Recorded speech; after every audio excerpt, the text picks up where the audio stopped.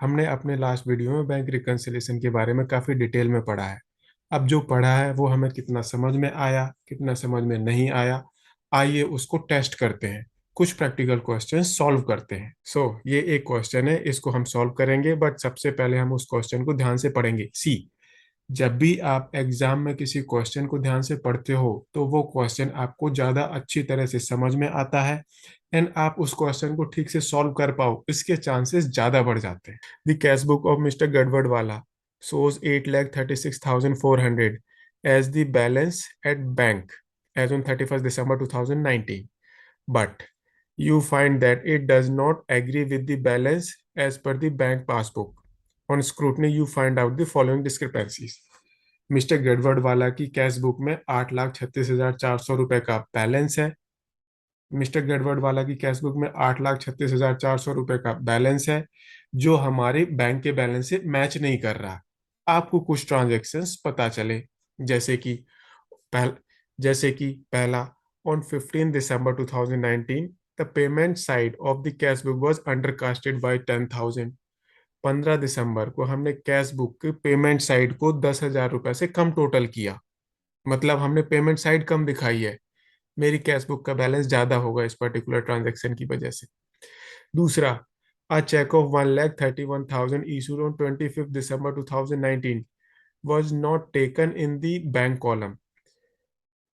25 दिसंबर को 1,31,000 की हमने चेक इशू की, बट हमने उसको बैंक कॉलम में नहीं लिखा। अगेन, मैंने पेमेंट कम दिखाई है बिकॉज बिकॉज मेरे दूसरा, a check of 1,31,000 issued on 25 December 2019 was not taken in the bank column। मैंने 25 दिसंबर को 1,31,000 रुपए की चेक इशू की, बट उसको कैश बुक के बैंक कॉलम में नहीं लिखा। अब बैंक कॉलम में नहीं लिखा, दैट मीन्स पेमेंट साइड कम दिख रही होगी एंड कैश बुक का बैलेंस ज्यादा आएगा। तीसरा point, one deposit of 1,50,000 was recorded in the cash book as if there is no bank column। मैंने बैंक में 1,50,000 रुपए जमा किए, बट कैश बुक में इस तरह से रिकॉर्ड किया कि कैश बुक में बैंक कॉलम ही नहीं है। मतलब जो मैंने पैसे डिपॉजिट किए वो कैश बुक के बैंक कॉलम में नहीं लिखे, इस वजह से मेरे कैश बुक का बैलेंस वो कम होगा। डिपॉजिट है जो मैंने बैंक कॉलम में नहीं लिखा। Fourth point, on 18 December 2019 the debit balance of 15,260 on the previous day was brought forward as credit balance। 18 दिसंबर को 15,260 रुपए का डेबिट बैलेंस, उसको मैंने जब 18 दिसंबर को 15,260 रुपए का क्रेडिट बैलेंस, 18 दिसंबर को 15,260 रुपए का डेबिट बैलेंस, जब मैंने उसको ब्रॉड फॉरवर्ड किया तो मैंने उसको क्रेडिट बैलेंस लिख दिया।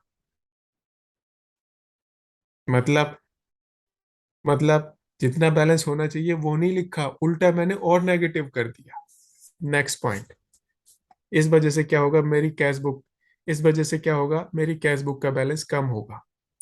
Fifth point, of the total cheque amounting to 11,514 drawn in the last book of December, check aggregating to 7,815 were encashed in December। हमने दिसंबर के लास्ट वीक में 11,514 रुपए की चेक्स इशू की, बट उसमें से सिर्फ 7,815 रुपए की ही चेक बैंक में डेबिट हुई। मतलब check issued but not presented for payment और चेक इशूड बट नॉट इनकैश्ड, वो दोनों का डिफरेंस होगा। Six point, dividend of 25,000 collected by bank in subscription of 1,000 paid bye it were not recorded in the cash book. Bank ने 25,000 रुपए का dividend receive किया and 1,000 rupees की सब्सक्रिप्शन की पेमेंट की, वो हमने कैश बुक में रिकॉर्ड नहीं किया। मतलब 25,000 से मेरे कैश बुक का बैलेंस वो कम दिख रहा होगा एंड 1,000 से कैश बुक का बैलेंस वो ज्यादा दिख रहा होगा। Last point, one outgoing cheque of 3,50,000 was recorded twice in the cash book. एक मैंने तीन एक मैंने 3,50,000 रुपए की चेक इशू की एंड उसको मैंने अपनी कैश बुक में दो बार रिकॉर्ड कर लिया, मतलब मैंने कैश बुक में दो बार पेमेंट दिखा दी। कैश बुक का बैलेंस कम होगा इस ट्रांजेक्शन की वजह से, पासबुक में ज्यादा दिख रहा होगा। अब इस क्वेश्चन को हम सॉल्व करते हैं। सबसे पहले जब भी हम क्वेश्चन सॉल्व करेंगे एक प्रॉपर फॉर्मेट बनाएंगे।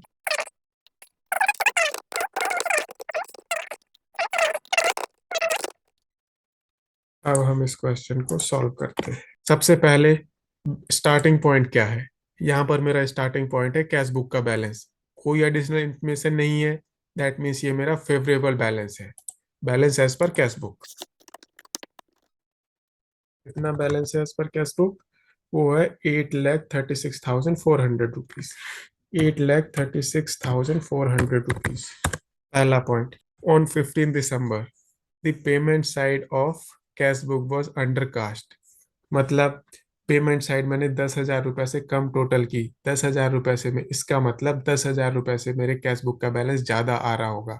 मुझे पासबुक के बैलेंस में जाना है तो मैं इसको लेस करूंगा। कितने अमाउंट से?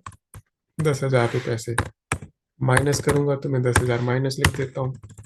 दूसरा point, a check of 1,31,000 issued on 25th December was not taken in the bank column। हमने 1,31,000 रुपए की चेक इशू की बट बैंक कॉलम में नहीं लिखा। इस वजह से मेरी कैश बुक का बैलेंस ज्यादा होगा, पासबुक का बैलेंस कम होगा। Same, cheque issue but not recorded in the bank column. -131। Next point, one deposit of 1,50,000 was recorded in the cash book as if there is no bank column। 1,50,000 रुपए का हमने bank में deposit किया, but उसको इस तरह से record किया कि बैंक में बैंक कॉलम ही नहीं है। मतलब हमने कैश बुक में गलत रिकॉर्डिंग कर दी। इस वजह से जो मेरी कैश बुक का बैलेंस है वो कम रिफ्लेक्ट कर रहा होगा, तो मुझे ऐड करना पड़ेगा ये transaction. Cash deposit, deposit not recorded in the cash book, 1,50,000। Fourth, on 18 December, debit of 2,60,000 as on the previous day was brought forward as credit balance। Debit balance को हमने क्रेडिट बैलेंस कर दिया। मेरी cash book का balance कम है, add करेंगे। कितने amount से? 15,260। नहीं, इस ट्रांजेक्शन में क्या हुआ, 15,260 मुझे डेबिट में लिखना था बट मैंने क्रेडिट में लिख दिया। एक बार मैं क्रेडिट के इम्पैक्ट को नील करूंगा एंड दूसरी बार जो 15,260 का एक्चुअल बैलेंस था उसको लिखूंगा, तो 15,260 ये मेरा दो बार होगा। 15,260 ये हमारा दो बार होगा। Next, of the total check amounting to 11,514 drawn in the last week of December, check aggregating to 7,815 were encashed in December। हमने दिसंबर लास्ट वीक में 11,514 रुपए की चेक्स इशू की थी, बट उसमें से सिर्फ 7,815 की चेक ही इनकैश हुई है। मैंने ज्यादा पेमेंट दिखाई है, बैंक में कम पेमेंट हुई है। मैंने कैश बुक का बैलेंस कम दिखा रखा है, उसको मैं बढ़ाऊंगा। ऐड कितने अमाउंट से? चेक इशूड हुई थी हमारी 11,514, बट उसमें से 7,815 की तो ऑलरेडी होगी, तो so cheque not in cash होंगी 3,699 रुपीज की। Next, dividend of 25,000 collected by bank and subscription of 1,000 paid by bank. इसको कर देते हैं, डिविडेंड कलेक्ट किया बैंक ने, हमने नहीं लिखा, लिख देते हैं। कितना है? 25,000। सब्सक्रिप्शन को माइनस नहीं किया था, कर देते हैं। 1,000 रुपये का सब्सक्रिप्शन था। Last one outgoing cheque of 3,50,000 was recorded twice in the cash book. एक चेक हमने इशू की जिसको हमने दो बार लिख दिया। दो बार लिख दिया, कैश के बुक का बैलेंस कम है, उसको मैं ऐड करूंगा। Cheque recorded twice, cheque payment recorded twice. कितना? 3,50,000। नाउ अब जो भी मेरा आंसर आएगा वो मेरे बैंक के बैलेंस से मैच करेगा। Balance as per bank book, as per bank passbook ना होगा वो, इसको हम टोटल करते हैं।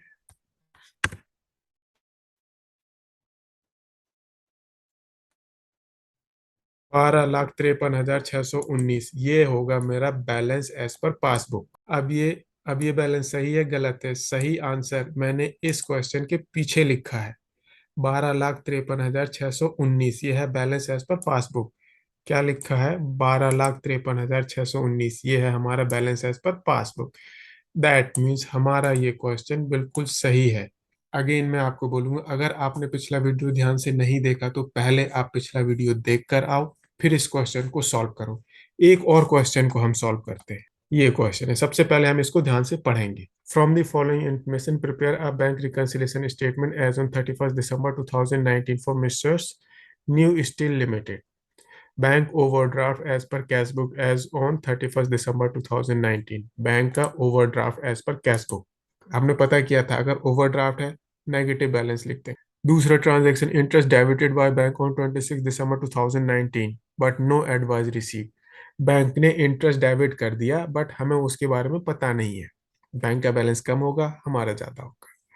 तीसरा, cheque issued before 31 December but not presented to bank. Cheque हमने इशू की बट बैंक में प्रेजेंट नहीं हुई। वो 6,60,000 रुपए की हमने पेमेंट दिखाई बट बैंक से वो पेमेंट अभी हुई नहीं है।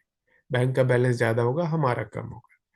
Transport subsidy receive from the government directly by the bank but no advice receive. 14,25,000 रुपए की ट्रांसपोर्ट सब्सिडी बैंक में आ गई बट हमें उसके बारे में नहीं पता। बैंक का बैलेंस बढ़ गया होगा, कैश बुक का बैलेंस नहीं बढ़ा होगा। Draft deposited in the bank but not credited till 31 दिसंबर। हमने 31 दिसंबर से पहले बैंक में एक ड्राफ्ट डिपॉजिट कर दिया बट वो क्रेडिट नहीं हुआ। It's like cheque deposited but not yet credited. हमने बैलेंस बढ़ा लिया होगा, बैंक में बैलेंस कम होगा। Six, bill for collection credited by bank till 31 December but no advice receive. 8,36,000 रुपए के बिल्स बैंक ने हमारी बैंक स्टेटमेंट में क्रेडिट कर दिए बट हमें उसके बारे में नहीं पता। Last, amount wrongly debited to company bank account by the bank for which no details are available. Bank ने कुछ अमाउंट गलती से हमारी बैंक स्टेटमेंट में डेबिट कर दिया है, बैंक ने कुछ पैसे गलती से काट लिए हैं जिसके बारे में हमें पता नहीं है। बैंक का बैलेंस कम हो चुका होगा, हमारी कैश बुक में वो कम नहीं हुआ होगा। अब इस क्वेश्चन को सॉल्व करते हैं। फॉर्मेट हम यहाँ से कॉपी कर लेते हैं जो हमने बनाया था। ये मैंने फॉर्मेट कॉपी पेस्ट कर दिया, इसको मैं काट देता हूँ। ऊपर मैं नाम चेंज कर देता हूँ, नाम है messrs new steel limited. Starting point क्या है, overdraft as per cash book. मैंने आपको बताया था जब भी हम कैश बुक का ओवरड्राफ्ट बैलेंस है तो हम उसको नेगेटिव लिख देंगे, दैट्स इट। तो ये हो जाएगा मेरा नेगेटिव अमाउंट कितना, 22,45,900। ये मेरा ओवरड्राफ्ट है। पहला point, interest debited by bank but no advice receive.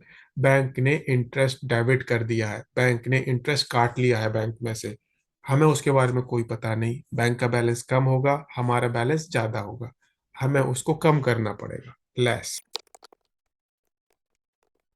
Amount है वो 2,78,700, 278,700।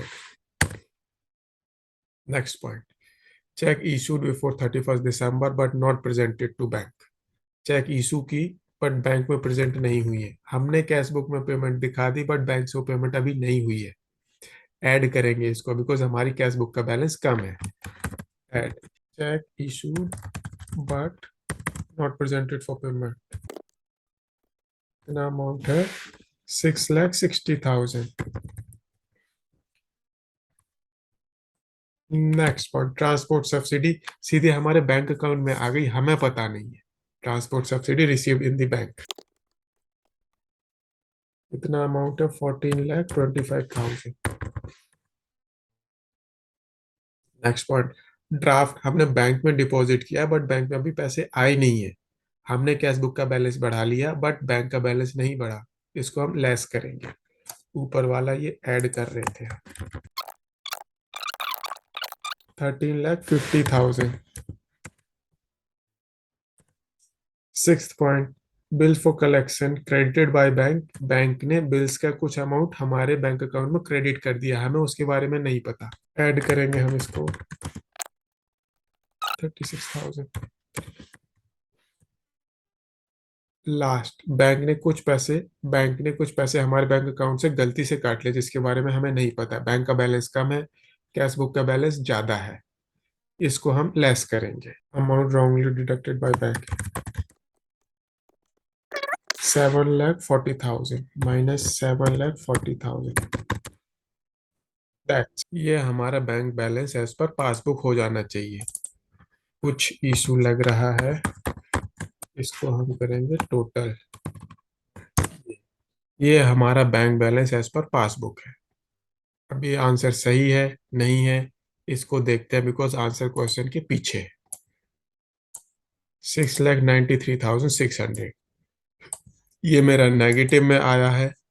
दैट मीन्स मेरा बैंक का बैलेंस नेगेटिव है। हमने शुरू किया था overdraft as per cash book, हम पहुंचे हैं ओवरड्राफ्ट एज पर पासबुक। यहाँ हम लिख देंगे ओवरड्राफ्ट एज पर पासबुक।